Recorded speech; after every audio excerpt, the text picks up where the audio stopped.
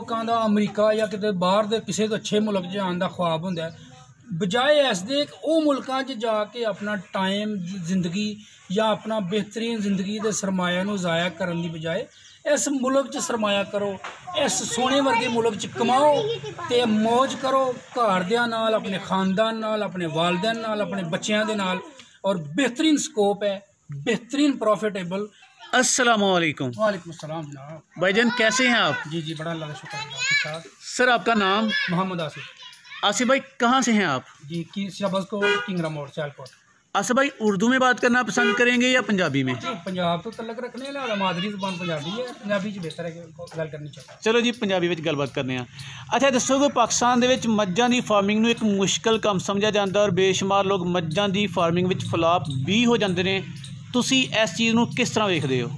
Ji first of all पहली गल है कि जोड़े लोग बाहर इस मुल्क तो बाहर गए हैं या बाहर रहिंदे पे ने, उन्होंने वास्ते बाहर के मुल्क च जिन्नियां सख्तियां या जिन्नियां मसाइब या जिन्ने मुश्किल वक्त च नौकरियां या मतलब अपने अपने काम सारे अंजाम दे रहे हैं, अगर वही अपनी मतलब कोशिश नूं इस मुल्क च मतलब किया जाए तो मेरे हिसाब नाल जिन्नियां ज़रबां या जिन्नियां मतलब आसानी नाल इत्थे रोज़गार अवेलेबल है, मैं नहीं ज़ाती तौर पर समझता कि बजाय इस दे दूसरे मुल्कों में जाके अपनी एनर्जी नूं ज़ाया किया जाए या अपनी एक ऐसी ज़िंदगी जिहड़ी मुख्तसर है उन्होंने जाके ज़ाया किया जाए। इस मुल्क च आओ, इन्वेस्टमेंट करो और बेशुमार फजाइल ने मतलब ऐसिया चीज़ां ने इत्थे कि तुसीं सोच नहीं सकते। इस मुल्क की दिली इत्मीनान, दिली सुकून, लेकिन ठीक है जिन्नी देर तक इन्वेस्टमेंट नहीं बाहर के मुल्कों च मजदूरी करनी चाहिए। अगर तुहाडे कोल प्रॉपर मजदूरी मतलब तुहाडे कोल पैसा अवेलेबल है, इस मुल्क च आओ, इन्वेस्टमेंट करो आके यहाँ सर्व करें और यहाँ कंट्रीब्यूट करें। जी जी।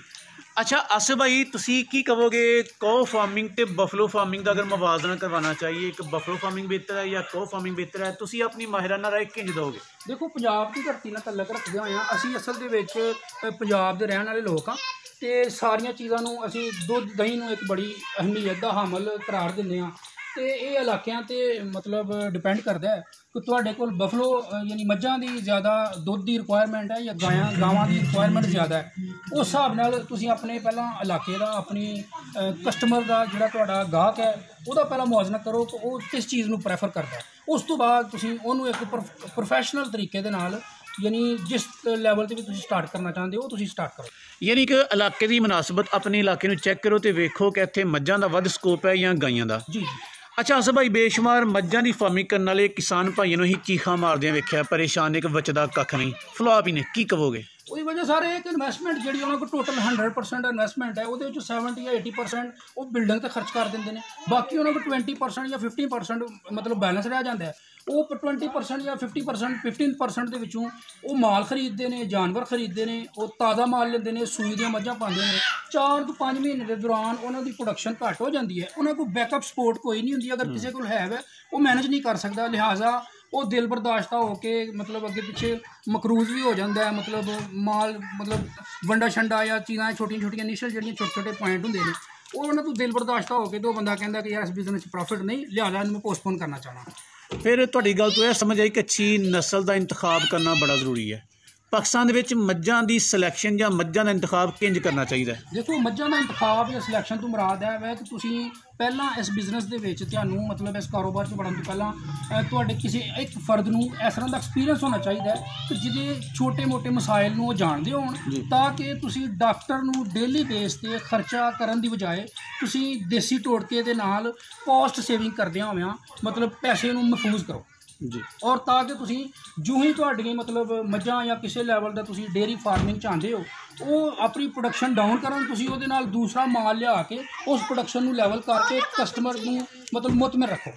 अच्छा मैकेनिज़म थोड़ा जिहा समझाओ, जो बाद मੱਝਾਂ ਦਾ सुक्का पीरियड चलता है तो उस वक्त फार्म ਨੂੰ मैनेज करना बड़ा मुश्किल होंदा है, उन्होंने मैनेज करने का कोई ट्रिक दसो, कोई तरीका दसो कि नुकसान में डेयरी फार्म ना आ जाए। देखो जदों तुसीं कारोबार करते हो तुसीं घर का एक छोटा जिहा मतलब 4 या 5 अफराद ते एक घर है तो तुसीं सोचते हो कि सानू यार अज साड़ी चीनी खत्म हो रही है या फलां चीज़ खत्म हो रही है तो वह ऑलरेडी पहला एडवांस च अरेंज करके रखो, तैनूं पता कि मेरे माल की इन्नी रिक्वायरमेंट है पर डे, उन्होंने तुसीं मतलब एक चीज़ खत्म होने तो पहला अरेंज करके रखो ताकि तुसीं मतलूबा वक्त ते आके तुहाडे कोल शार्टेज ना होवे, तुसीं आसानी नाल कोई भी चीज़ उन्होंने रिक्वायरमेंट के हिसाब नाल उन्होंने दे सको। ਅੱਛਾ, ਕੋਈ ਇੰਜ ਦੀ ਪਲੈਨਿੰਗ ਜਾਂ ਮਨਸੂਬਾਬੰਦੀ ਨਹੀਂ ਹੁੰਦੀ ਕਿ ਮੱਝਾਂ ਅੱਗੇ ਪਿੱਛੇ ਸੁੰਦੀਆਂ ਰਹਿਣ ਤੇ ਕੰਮ ਚੱਲਦਾ ਰਹੇ ਸਦਾ ਬਹਾਰ? ਦੇਖੋ ਜੀ, ਇਹ ਤੇ ਇੱਕ ਕਾਰੋਬਾਰ ਦਾ ਹਿੱਸਾ ਹੈ। ਤੁਸੀਂ ਕਿਸੇ ਵੀ ਲੈਵਲ ਦਾ ਕਾਰੋਬਾਰ ਕਰਦੇ ਹੋ, ਸੀਜ਼ਨਲ ਹਰ ਚੀਜ਼ ਹੈ, ਹਰ ਚੀਜ਼ ਸੀਜ਼ਨਲ ਚੱਲਦੀ ਹੈ। ਗਰਮੀਆਂ ਦੇ ਵਿੱਚ ਜਿਹੜੇ ਮਲਬੂਸਾਤ ਨੇ ਉਹ ਦੂਸਰਾ ਨੇ, ਸਰਦੀਆਂ 'ਚ ਮਲਬੂਸਾਤ ਦੂਸਰੇ ਨੇ। ਉਹਦਾ ਕਦੇ ਵੀ ਯਾਨੀ ਤੁਸੀਂ ਨੇਚਰ ਦੇ ਅਗੇਂਸਟ ਜਾਂ ਐਕਸਟਰਾ ਨਹੀਂ ਚੱਲ ਸਕਦੇ। ਬਿਲਕੁਲ ਨੇਚਰਲ ਦੇ ਜੋ ਵੀ ਸੂਰਤ ਹਾਲ ਉਸ ਹਿਸਾਬ ਨਾਲ ਚੱਲਣਾ ਚਾਹੀਦਾ।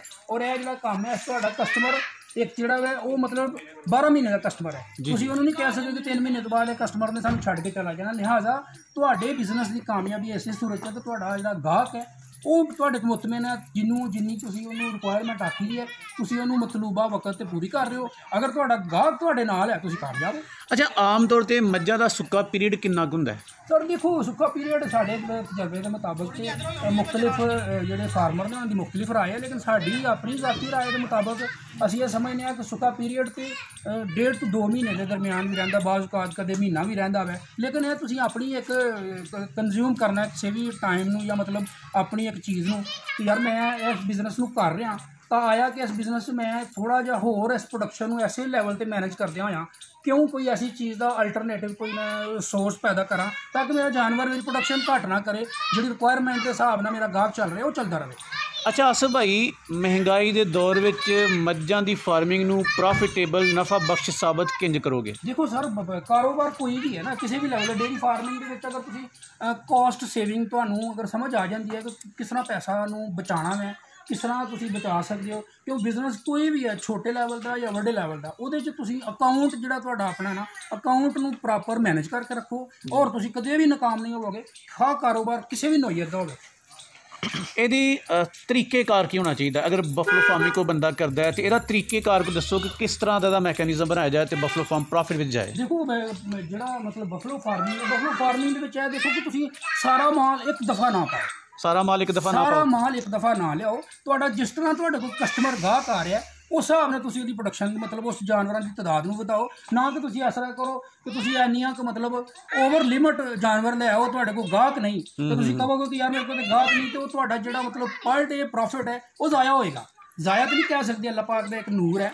ਬਹਰਹਾਲ ਘਰ ਤੁਹਾਡੀ ਜ਼ਰੂਰਤ ਨਹੀਂ, ਲੇਕਿਨ ਤੁਸੀਂ ਉਹਨੂੰ ਓਵਰ ਲਿਮਟ ਘਰ ਜ਼ਰੂਰਤ। ਜਦ ਕਿ ਬਿਜ਼ਨਸ ਇੱਕ ਚੀਜ਼ ਐਸੀ ਹੈ ਕਿ ਬਿਜ਼ਨਸ ਦੇ ਵਿੱਚ ਪ੍ਰੋਫਿਟ ਜਿਹੜਾ ਨਾ ਮੇਨ ਇੰਪੋਰਟੈਂਟ ਹੈ, ਨਾ ਕਿ ਰਿਕੁਆਇਰਮੈਂਟ ਹੈ ਕਿ ਤੁਹਾਡੇ ਕੋਲ ਇੰਨੀ ਰਿਕੁਆਇਰਮੈਂਟ ਹੈ ਕਿ ਜਨਾਬ ਇੰਨੀ ਸਾਡੀ ਪ੍ਰੋਡਕਸ਼ਨ ਹੋ ਰਹੀ ਹੈ ਤੇ ਪ੍ਰੋਡਕਸ਼ਨ ਸਾਡੀ ਰਿਕੁਆਇਰਮੈਂਟ ਤੋਂ ਜ਼ਿਆਦਾ ਹੈ, ਲਿਹਾਜ਼ਾ ਜੀ ਕੋਈ ਨਹੀਂ ਮਸਲਾ ਚੱਲ ਰਿਹਾ। ਨਹੀਂ, ਗਾਹਕ ਨੂੰ ਹਮੇਸ਼ਾ ਪ੍ਰੈਫਰ ਦੇਵੋ। ਅਗਰ ਤੁਹਾਡੇ ਕੋਲ ਗਾਹਕ ਅਵੇਲੇਬਲ ਨੇ, ਕੁਆਂਟੀਟੀ ਵਧਾ ਵੀ ਸਕਦੇ ਹੋ, ਕੁਆਂਟੀਟੀ ਘਟਾ ਵੀ ਸਕਦੇ ਹੋ, ਡਿਪੈਂਡ ਕਰਦਾ ਤੁਹਾਡੇ ਆਪਣੀ ਬਿਜ਼ਨਸ 'ਤੇ। ਅੱਛਾ, ਤੁਹਾਡੀ ਗੱਲਾਂ ਤੋਂ ਮੈਨੂੰ ਸਮਝ ਇਹ ਪਈ ਆਉਂਦੀ ਹੈ ਕਿ ਤੁਸੀਂ ਕਹਿਣਾ ਚਾਹੁੰਦੇ ਹੋ ਕਿ ਡੇਅਰੀ ਫਾਰਮ ਬਣਾਉਣ ਤੋਂ ਪਹਿਲਾਂ ਡੇਅਰੀ ਫਾਰਮ ਦੀ ਰਿਕੁਆਇਰਮੈਂਟ ਜਾਂ ਫਿਜ਼ੀਬਿਲਿਟੀ ਬਣਾਓ ਕਿ ਇਲਾਕੇ ਵਿੱਚ ਦੁੱਧ ਕਿੰਨਾ ਕੁ ਸੇਲ ਹੋ ਸਕਦਾ ਹੈ, ਕਿੰਨੇ ਕੁ ਲੋਕ ਲੈਣ ਵਾਲੇ ਨੇ, ਫਿਰ ਡੇਅਰੀ ਫਾਰਮ ਕਿਹੜੀ ਜਗ੍ਹਾ 'ਤੇ ਬਣਾਉਣਾ ਚਾਹੀਦਾ? ਦੇਖੋ ਸਰ, ਯਾਨੀ ਤੁਹਾਨੂੰ ਦੱਸਿਆ ਨਾ ਕਿ ਪੰਜਾਬ ਨਾਲ ਤਲਕ ਰੱਖਦੇ ਹੋਇਆ ਇੱਕ ਦਈ ਇਲਾਕਿਆਂ 'ਚ ਜਾਂ ਸ਼ਹਿਰਾਂ 'ਚ ਕਿਸੇ ਵੀ ਲੈਵਲ 'ਤੇ ਦੁੱਧ ਨੂੰ ਮਤਲਬ ਪੰਜਾਬ ਦੇ ਵਿੱਚ ਪੂਰੇ ਪਾਕਿਸਤਾਨ 'ਚ ਆਲ ਓਵਰ ਦੀ ਵਰਲਡ ਬੜੀ ਅਹਿਮੀਅਤ ਹਾਸਲ ਹੈ। ਠੀਕ ਹੈ ਜੀ, ਤੁਹਾਡੇ ਕੋਲ ਅਗਰ ਗਾਹਕ ਨਹੀਂ, ਤੁਸੀਂ ਦੁੱਧ ਲੈ ਕੇ ਕਿੱਥੇ ਜਾਓਗੇ? ਤਾਂ ਇੱਥੇ ਕੋਈ ਐਡਾ ਕੋਈ ਨੈਸਲੇ ਦਾ ਜਾਂ ਕੋਈ ਮਤਲਬ ਮੇਨ ਕੋਈ ਵੱਡੀਆਂ ਕੰਪਨੀਆਂ, ਮਿਲਕਿੰਗ ਕੰਪਨੀਆਂ ਨਹੀਂ ਕਿ ਜਿਹੜੀਆਂ ਤੁਹਾਡੇ ਕੋਲ ਆ ਕੇ ਮਤਲਬ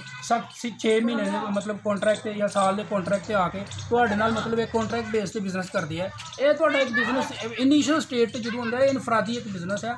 ਤੁਹਾਡੇ ਕੋਲ ਪਰ ਕਿਲੋ ਦੇ ਹਿਸਾਬ ਨਾਲ ਯਾਨੀ 2 ਕਿਲੋ 5 ਕਿਲੋ 10 ਕਿਲੋ ਵਾਲੇ ਗਾਹਕ ਨੇ। ਜਿਉਂ ਤੁਹਾਡਾ ਬਿਜ਼ਨਸ ਵੱਧਦਾ ਜਾਵੇਗਾ, ਇੱਕ ਦਿਨ ਐਸਾ ਵੀ ਆਵੇਗਾ ਕਿ ਤੁਹਾਡੇ ਕੋਲ ਮਤਲਬ ਮਿਲਕਿੰਗ ਕੰਪਨੀਆਂ ਵਾਲੇ ਵੀ ਅਪਰੋਚ ਕਰਕੇ ਤੁਹਾਡੇ ਨਾਲ ਕੌਂਟਰੈਕਟ ਬੇਸ 'ਤੇ ਸਾਲ ਚੱਲਣਗੇ। ਫਿਰ ਪਿੰਡ ਹੋਏ, ਭਾਵੇਂ ਕਸਬਾ ਹੋਏ, ਭਾਵੇਂ ਸ਼ਹਿਰ ਹੋਏ, ਜਿੱਥੇ ਮਰਜ਼ੀ ਬਫਲੋ ਫਾਰਮਿੰਗ ਕਰੋ, ਡੇਅਰੀ ਫਾਰਮਿੰਗ ਕਰੋ, ਕਾਮਯਾਬ ਹੋਏਗੀ, ਕਿਉਂਕਿ ਦੁੱਧ ਦੀ ਡਿਮਾਂਡ ਤੇ ਮਾਰਕੀਟ ਤੇ ਹਰ ਜਗ੍ਹਾ। ਦੇਖੋ ਸਰ, ਬਫਲੋ ਫਾਰਮਿੰਗ ਤੁਸੀਂ ਬਹੁਤ ਸਾਰੇ ਲੋਕਾਂ ਦਾ ਕਨਸੈਪਟ ਇਹ ਹੁੰਦਾ ਹੈ ਕਿ ਸ਼ਹਿਰ ਦੇ ਨਜ਼ਦੀਕ ਕਰੀਏ ਤੇ ਕਾਮਯਾਬ ਹੁੰਦੀ ਹੈ, ਲੇਕਿਨ ਸਾਡੇ ਤਜਰਬੇ ਦੇ ਮੁਤਾਬਕ ਤੁਸੀਂ ਸ਼ਹਿਰ ਦੇ ਨਜ਼ਦੀਕ ਕਰੋ ਜਾਂ ਪਿੰਡ ਦੇ ਨਜ਼ਦੀਕ ਕਰੋ, ਇਸ ਚੀਜ਼ ਨਾਲ ਕੋਈ ਮਮਾਨਤ ਨਹੀਂ ਜਾਂ ਕਿਸੇ ਕਿਸਮ ਦੀ ਕੋਈ ਐਸਾ ਮਤਲਬ ਨਹੀਂ ਕਿ ਮਤਲਬ ਜੀ ਸ਼ਹਿਰ ਦੇ ਨਜ਼ਦੀਕ ਹੋਏ ਤਾਂ ਉੱਥੇ ਗਾਹਕ ਜ਼ਿਆਦਾ ਹੈ। ਗਾਹਕ ਦੁੱਧ ਦਾ ਆਲ ਓਵਰ ਦੀ ਪਾਕਿਸਤਾਨ, ਪੂਰੇ ਪਾਕਿਸਤਾਨ 'ਚ ਅਵੇਲੇਬਲ ਹੈ। ਤੁਹਾਡਾ ਅਗਰ ਇਸ ਬਿਜ਼ਨਸ ਨੂੰ ਤੁਸੀਂ ਅਗਰ ਲਿਮਿਟਿਡ ਯਾਨੀ ਥਿੰਕਿੰਗ ਦੇ ਹਿਸਾਬ ਨਾਲ ਸੋਚੋਗੇ ਤਾਂ ਤੁਸੀਂ ਇੱਕ ਬਿਲਕੁਲ ਛੋਟੇ ਲੈਵਲ 'ਤੇ ਰਹਿ ਜਾਓਗੇ, ਜਦਕਿ ਤੁਸੀਂ ਜਿਸ ਤਰ੍ਹਾਂ ਇਸ ਬਿਜ਼ਨਸ ਨੂੰ ਵਧਾਉਂਦੇ ਜਾਓਗੇ, ਕਸਟਮਰ ਤੁਹਾਡੇ ਕੋਲ ਆਟੋਮੈਟਿਕਲੀ ਆਉਂਦਾ ਜਾਏਗਾ। ਆਸਿਫ ਭਾਈ, ਮੱਝਾਂ ਦੀ ਫਾਰਮਿੰਗ ਲੋਕ ਬੜੇ ਰਵਾਇਤੀ ਤਰੀਕੇ ਨਾਲ ਕਰਦੇ ਪਏ ਨੇ, ਤੁਸੀਂ ਕੀ ਰਿਕਮੈਂਡ ਕਰਦੇ ਹੋ ਕਿ ਮੱਝਾਂ ਦੀ ਫਾਰਮਿੰਗ ਵਿੱਚ ਕਿਹੜੇ ਇਨਕਲਾਬਾਤ ਆਉਣੇ ਚਾਹੀਦੇ ਨੇ, ਕਿਹੜੀ ਜਿੱਦਤ ਪਸੰਦੀ ਅਡਾਪਟ ਕਰਨੀ ਚਾਹੀਦੀ ਹੈ ਤਾਂ ਕਿ ਬਫਲੋ ਫਾਰਮਿੰਗ ਨੂੰ ਵੀ ਕੋ ਫਾਰਮਿੰਗ ਦੀ ਤਰ੍ਹਾਂ ਦੁੱਧ ਦੇ ਪੁਆਇੰਟ ਆਫ ਵਿਊ ਨਾਲ ਉੱਤੇ ਲੈ ਕੇ ਜਾਇਆ ਜਾਏ? ਦੇਖੋ ਸਟਾਰਟ ਦੇ ਵਿੱਚ ਅਗਰ ਕਿਸੇ ਬੰਦੇ ਕੋਲ ਐਡੀ ਮਤਲਬ ਇਨਵੈਸਟਮੈਂਟ ਨਹੀਂ ਤਾਂ ਉਹਦੇ 'ਚ ਕੋਈ ਮਮਾਨਤ ਨਹੀਂ ਕਿ ਕੋਈ ਬੰਦਾ ਮਤਲਬ ਕਿਸੇ ਸ਼ਰਮਿੰਦਗੀ ਦੀ ਵਜ੍ਹਾ ਤੋਂ ਜਾਂ ਕਿਸੇ ਮਤਲਬ ਵਜ੍ਹਾ ਤੋਂ ਕਹੇ ਕਿ ਯਾਰ ਮੇਰੇ ਕੋਲ ਪੈਸੇ ਨਹੀਂ ਆने तो ਛੋਟੇ ਲੈਵਲ 'ਤੇ ਕਰ ਸਕਦਾ। ਲੇਕਿਨ ਅੱਛੀ ਨਸਲ ਦਾ ਇੰਤਖਾਬ ਕਰੋ ਔਰ ਅੱਛੀ ਨਸਲ ਦੇ ਇੰਤਖਾਬ ਦੇ ਨਾਲ ਤੁਹਾਨੂੰ ਇਹ ਫਰਕ ਪਏਗਾ ਕਿ ਤੁਹਾਡਾ ਮਤਲਬ ਜਿਹੜਾ ਬਿਜ਼ਨਸ ਨੂੰ ਤੁਸੀਂ ਪ੍ਰੋਫਿਟ ਦੇ ਤੌਰ 'ਤੇ ਕਰੋਗੇ ਉਹ ਤੁਹਾਨੂੰ ਪ੍ਰੋਫਿਟ ਤੁਹਾਡੀ ਰਿਕੁਆਇਰਮੈਂਟ ਤੋਂ ਜ਼ਿਆਦਾ ਮਿਲੇਗਾ। ਔਰ ਉਹ ਜਿਹੜੀ ਇੱਕ ਅੱਛੀ ਨਸਲ ਦੇ ਤੁਸੀਂ ਮਤਲਬ ਜਾਨਵਰ ਲੈ ਕੇ ਆਉਂਦੇ ਹੋ ਉਹਦੇ ਨਾਲ ਤੁਹਾਨੂੰ ਯਾਨੀ ਤੁਸੀਂ ਹੋਰ ਇੰਟਰਸਟਡ ਹੋਵੋਗੇ ਕਿ ਯਾਰ ਮੈਂ ਸੇਮ ਐਸੀ ਨਸਲ ਦੀ ਬਿਹਤਰ ਨਸਲ ਇੰਤਖਾਬ ਕਰਕੇ ਲਿਆਵਾਂ ਤਾਂ ਕਿ ਮੈਂ ਆਪਣੀ ਜਿਹੜੀ ਮੁਨਾਫੇ ਦੀ ਸ਼ਰ੍ਹਾਂ ਉਹਨੂੰ ਜ਼ਿਆਦਾ ਕਰ ਸਕਾਂ। ਅਸਲ ਭਾਈ ਐਂਡ ਤੇ ਮਸ਼ਵਰਾ ਕੀ ਦੇਣਾ ਪਸੰਦ ਕਰੋਗੇ? ਸਰ ਮੇਰਾ ਮਸ਼ਵਰਾ ਇਹੀ ਹੈ, ਜਿੰਨੇ ਵੀ ਦੋਸਤ ਨੇ ਇਸ ਟਾਈਮ ਪਾਕਿਸਤਾਨ 'ਚ ਬੈਠੇ ਨੇ ਜਾਂ ਪਾਕਿਸਤਾਨ 'ਚ ਬਾਹਰ ਬੈਠੇ ਨੇ, ਇਹ ਬਿਜ਼ਨਸ ਇੱਕ ਐਜ਼ਾ ਬਿਜ਼ਨਸ ਹੈ ਪਾਕਿਸਤਾਨ ਦੇ ਵਿੱਚ ਨੈਕਸਟ 5 to 10 ਈਅਰਸ ਇੱਕ ਪੀਕ ਬਿਜ਼ਨਸ ਹੋਏਗਾ ਔਰ ਇੱਕ ਬੜਾ ਬਾਰੋਬ ਬਾਵਕਾਰ ਔਰ ਪ੍ਰੋਫਿਟੇਬਲ ਬਿਜ਼ਨਸ ਹੈ। ਹਰ ਕਿਸੇ ਨੂੰ ਇਹਦੇ ਵਿੱਚ ਆਉਣਾ ਚਾਹੀਦਾ ਹੈ। ਪਾਕਿਸਤਾਨ ਦੇ ਇੱਕ ਯਾਨੀ ਐਡਾ ਵੱਡਾ ਮੁਲਕ ਹੋਣ ਦੇ ਬਾਵਜੂਦ, ਜ਼ਰੀ ਮੁਲਕ ਹੋਣ ਦੇ ਬਾਵਜੂਦ ਅਸੀਂ ਦੁੱਧ ਦੀ ਰਿਕੁਆਇਰਮੈਂਟ ਨੂੰ ਫਿਰ ਵੀ ਤਕਰੀਬਨ 50 to 60% ਪੂਰਾ ਕਰ ਰਹੇ ਹਾਂ। ਉਸ ਤੋਂ ਇਲਾਵਾ ਬਾਕੀ ਜਿਹੜੀ ਸਾਡੀ ਰਿਕੁਆਇਰਮੈਂਟ ਹੈ ਉਹ ਅਸੀਂ ਸੁੱਕੇ ਦੁੱਧ ਦੀ ਸ਼ਕਲ 'ਚ ਡੈਨਮਾਰਕ ਜਾਂ ਅੱਗੇ ਦੂਸਰੇ ਮੁਲਕਾਂ 'ਚੋਂ ਇੰਪੋਰਟ ਕਰਨੇ ਹਾਂ। ਐਸੀ ਚੀਜ਼ ਨੂੰ ਵੇਖਦੇ ਹੋਏ ਬਜਾਏ ਇਸ ਦੇ ਕਿ ਤੁਸੀਂ ਹਰ ਬੰਦੇ ਦਾ ਬਿਜ਼ਨਸ ਕਰਨ ਦਾ ਇੱਕ ਆਪਣਾ ਪੁਆਇੰਟ ਆਫ ਵਿਊ ਹੈ, ਉਹ ਜੋ ਵੀ ਜਿਸ ਹਿਸਾਬ ਨਾਲ ਕੋਈ ਬੰਦਾ ਸੋਚਦਾ ਹੈ ਉਹਨੂੰ ਕਰਨਾ ਚਾਹੀਦਾ। ਲੇਕਿਨ ਅਸੀਂ ਇਸ ਡੇਅਰੀ ਫਾਰਮਿੰਗ ਦੇ ਬਿਜ਼ਨਸ 'ਚ ਮੁਲਵਸ ਹਾਂ ਜਾਂ ਕਹਿ ਸਕਦੇ ਹੋ ਕਿ ਆਲਰੇਡੀ ਅਸੀਂ ਇਸ ਬਿਜ਼ਨਸ 'ਚ ਚੱਲ ਰਹੇ ਹਾਂ। ਅਸੀਂ ਪ੍ਰੈਫਰ ਕਰਾਂਗੇ ਕਿ ਇਸ ਬਿਜ਼ਨਸ 'ਚ ਆਓ। ਬਹੁਤ ਬਿਹਤਰੀਨ ਬਿਜ਼ਨਸ ਹੈ, ਵਿਦਆਊਟ ਕੋਈ ਹਿਚਕਚਾਹਟ ਦੇ बेहतरीन कामयाबी है। और आने वाले पाकिस्तान के आने वाले वक्त के वास्ते पाकिस्तान की आने खुशहाली वास्ते तुसीं भी अपना रोल अदा करो ताकि मुल्क बेहतरी की तरफ जा सके और तुसीं भी नाल। असद भाई तुहाडी कामयाबी दा राज की है? सर देखो साडे कोल असल च साढ़े 3 साडे सैक्शन ने इस बिजनेस के, एक इन्वेस्टमेंट सैक्शन है, एक मैनेजमेंट का सैक्शन है और एक साडा यानी एक्सपीरियंस यानी मतलब साडे बजुर्ग ने उन्होंने मतलब कह सकते हो कि सारी उम्र का इस काम च एक्सपीरियंस है।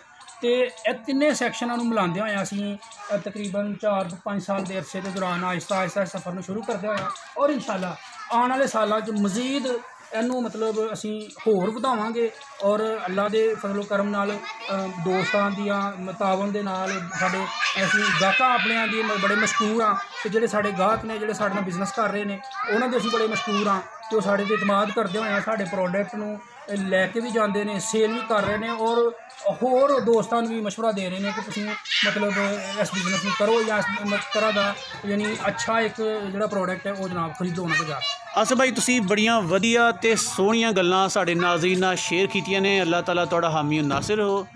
बहुत बहुत शुक्रिया।